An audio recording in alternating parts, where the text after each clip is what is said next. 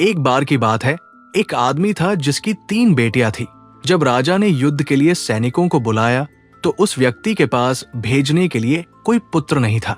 जब वो बैठ गया और विचार करने लगा कि क्या करना है, तो उसकी सबसे बड़ी बेटी उसके पास आई और पूछा, आप क्या सोच रहे हैं पिताजी? उसने उत्तर दिया, मुझे अकेला छोड़ दो बेटी। राजा ने युद्ध में जाने के लिए सैनिकों को बुलाया है और मेरे कोई पुत्र नहीं है। मेरे पास केवल तुम हो जिसे मैं युद्ध में नहीं भेज सकता। इस पर उसने जवाब दिया, मेरी शादी किसी से करा दो। बाद में दूसरी बेटी ने भी यही जवाब दिया। हालांकि सबसे छोटी बेटी ने उत्तर दिया, चिंता मत करो पिताजी, मैं युद्ध में जाऊंगी। मेरे लिए एक वर्दी बनवाओ और मेरे बाल काट दो ताकि किसी को पता न चले कि मैं एक लड़की हूँ। फिर मुझे अपना घोड़ा और हथियार दे दो। उसके पिता ने वैसा ही किया जैसा उसने अनुरोध किया था और वो गांव के अन्य युवकों के साथ चली गई। जिस किसी ने भी नए युवक को देखा वो आश्चर्यचकित रह गया और वे चलते गए। संयोग से उसी दिन राजा ने अपने ही पुत्र को कुलक्षेत्र द्वारा खाने के लिए शहर से बाहर ले जाने का आदेश दिया था। हर साल कुलक्षेत्र आता और कई लोगों को निगल जाता था। एक दिन कुलक्षेत्र ने कहा, यदि तुम नहीं चाहते कि मैं फिर कभी वापस आऊं तो मुझे राजा का पुत्र दे दो। और इसलिए वे राजा के बेटे को कुलक्षेत्र के पास ले आए। जब लड़का नगर के बाहर था तो नगरवासियों ने कुलक्षेत्र को उसे निगलने के लिए दौड़ते हुए देखा और वे सभी इतने भयभीत थे कि किसी ने भी उसकी सहायता के लिए जाने के बारे में नहीं सोचा। लड़की ने अपनी कृपाण निकाली, कुलक्षेत्र को मार डाला और राजा के बेटे को बचा लिया।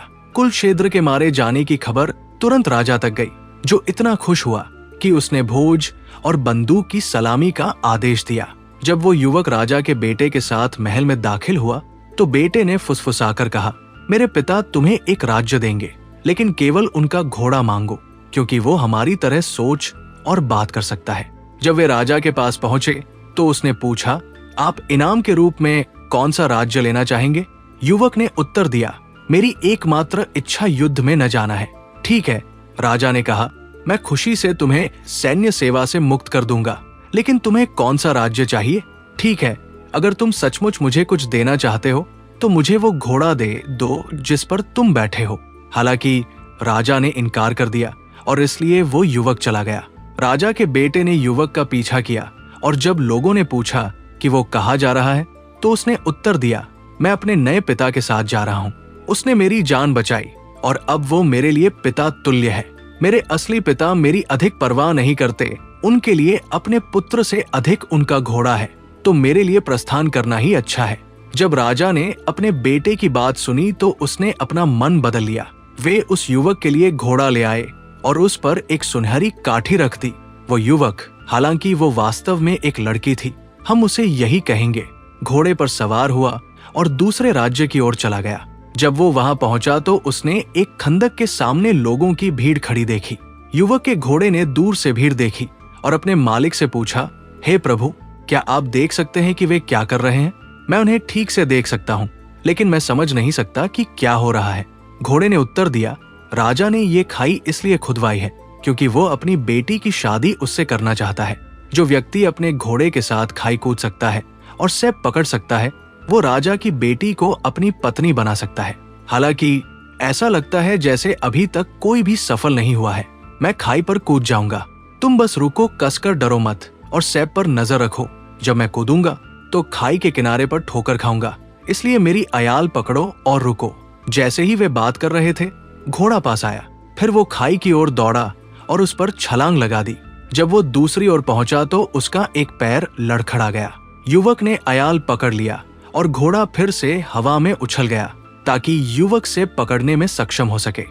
हर कोई आश्चर्यचकित था क्योंकि कई लोगों ने खाई को कूदने की कोशिश की थी, लेकिन कोई भी सेब को पकड़ने में सफल नहीं हुआ था। राजा ने तुरंत विवाह की व्यवस्था की और अपनी बेटी का विवाह कर दिया। जब विवाह समारोह समाप्त हो गया तो दूल्हा और दुल्हन सोने चले गए। हालांकि वे दोनों लड़कियां थीं। अगली सुबह, जैसा कि प्रथा है, पत्नी से पूछा गया कि उसने रात कैसे बिताई। कुछ नहीं हुआ, उसने जवाब दिया। दूसरी और तीसरी रात भी वैसी ही थी। दरबार में लोगों ने फैसला किया कि उन्हें उस युवक को मार डालना होगा, लेकिन किसी तरह उन्हें उस पर दया आ गई। मुझे पता है कि क्या करना है, एक दरबारी ने कहा। हम उसे लकड़हारे के पास भोजन लेने के लिए जंगल में भेज देंगे।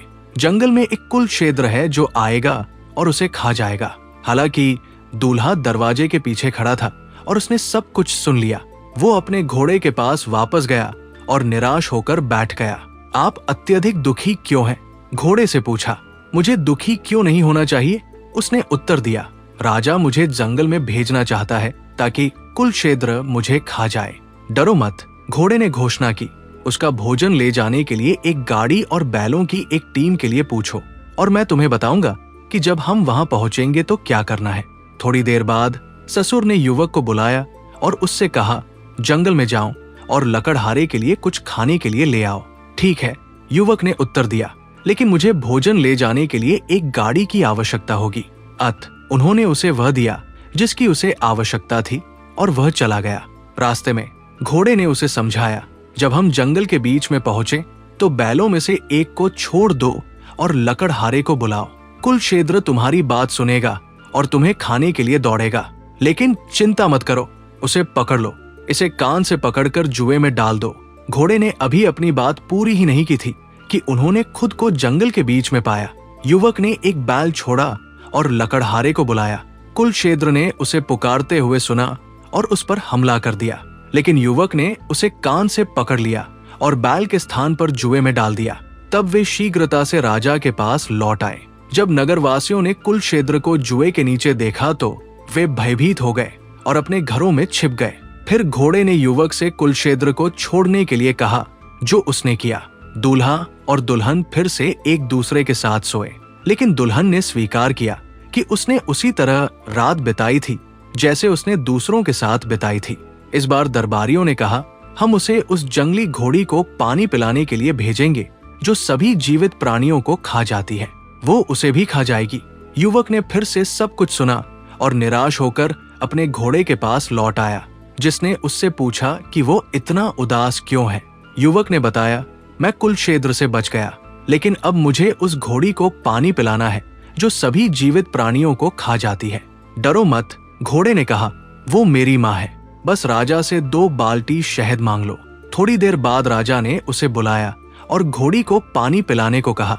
फिर युवक ने शहद की 2 बाल्टी मांगी जो उसने प्राप्त कर ली और अपने घोड़े के साथ चल दिया। रास्ते में घोड़े ने उससे कहा, जब हम कुएं पर पहुंचे तो 2 बाल्टी पानी निकाल लेना, 2 बाल्टी शहद कुएं में डालना और सब कुछ अच्छी तरह से मिला देना। फिर अपनी काठी पास में लटका देना ताकि घोड़ी देख सके। ये और एक ऊंचे पेड़ पर चढ़ जाएगी। जब घोड़ी आएगी तो वो पानी पिएगी, सुनहरी काठी को देखेगी और कहेगी, इतना मीठा पानी और इतनी सुनहरी काठी, मुझे मुझ पर बैठने और मेरे साथ खेलने के लिए एक इंसान की जरूरत है। तुम चिल्लाओ, मैं यहाँ हूँ, लेकिन मुझे डर है कि तुम मुझे खा जाओगे। वो कहेगी, नहीं, मैं ऐसा नहीं करूंगी। और आप जवाब देंगे, घोड़े डेमरसिल के सिर की कसम खाइए, वो मेरे सिर की कसम खाएगी और फिर तुम नीचे उतरकर उस पर चढ़ सकते हो। युवक ने वैसा ही किया जैसा घोड़े ने उससे कहा था। घोड़ी आई, थोड़ा पानी पिया, सुनहरी काठी को देखा और कहा, कितना मीठा पानी और इतनी सुनहरी काठी, मुझे अपने ऊपर बैठने और मेरे साथ खेलने के लिए एक इंसान की जरूरत है। युवक चिल्लाया, मैं यहाँ हूँ, लेकिन मुझे डर है कि तुम मुझे खा जाओगी। नहीं, मैं नहीं करूंगी। घोड़े डेमरसिल के सिर की कसम खाओ। उसने कसम खाई और वो पेड़ से नीचे उतर गया, घोड़ी पर चढ़ गया और उसके साथ घूमने लगा। घोड़ी ने फिर कहा, अगर डेमरसिल यहाँ होता तो मुझे और भी खुशी होती। यहाँ मेरे साथ आपका बेटा भी है। युवक ने कहा, अपने घोड़े को बुलाया और वे सभी एक साथ मौज मस्ती करने लगे। थोड़ी देर बाद युवक और उसका घोड़ा शहर में लौट आए और घोड़ी भी उनके साथ चली गई। जब नगरवासियों ने जंगली घोड़ी को आते देखा तो वे उसे डराने के लिए उस पर चिल्लाने लगे, लेकिन घोड़ी नहीं गई। आखिरकार उसके बेटे ने उससे घर लौटने की विनती की और उससे वादा किया कि वो फिर से उसके साथ खेलने आएगा, और इसलिए वो चली गई। दूल्हा राजा के पास लौट आया और दुल्हन के साथ एक बार फिर सो गया। फिर कुछ नहीं हुआ। इस बार राजा ने युवक को सांपों से भरे चर्च में कर वसूलने के लिए भेजने का निश्चय किया, जो सांप वर्षों से नहीं चुका रहे थे। युवक ने दरवाजे के पीछे से सब कुछ सुन लिया और निराश होकर अपने घोड़े के पास लौट आया। घोड़े ने पूछा, महाराज, आप इतने उदास क्यों हैं? इस बार मैं सचमुच मरने जा रहा हूँ। उसने उत्तर दिया, राजा, मुझे सांपों से भरे चर्च में भेजने जा रहा है, चिंता मत करो। घोड़े ने जवाब दिया, घंटियों से ढकी एक बग्घी और पैसे ले जाने के लिए कुछ गधे मांगो। युवक ने वैसा ही किया जैसा घोड़े ने कहा था और उसके ससुर ने उससे कहा कि उसे चर्च जाना होगा। जब वे चले गए तो वे जंगली घोड़ी को अपने साथ ले गए और घोड़े और घोड़ी ने युवक को समझाया कि उसे क्या करना है। मैं और मेरी माँ, घोड़े ने कहा, दरवाजों की रक्षा करेंगे और जोर जोर से हिनहिनाएंगे।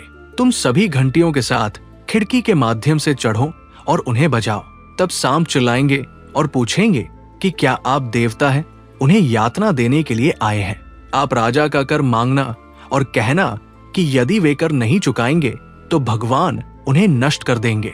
जब वे चर्च पहुंचे तो उन्होंने सब कुछ योजना के अनुसार किया।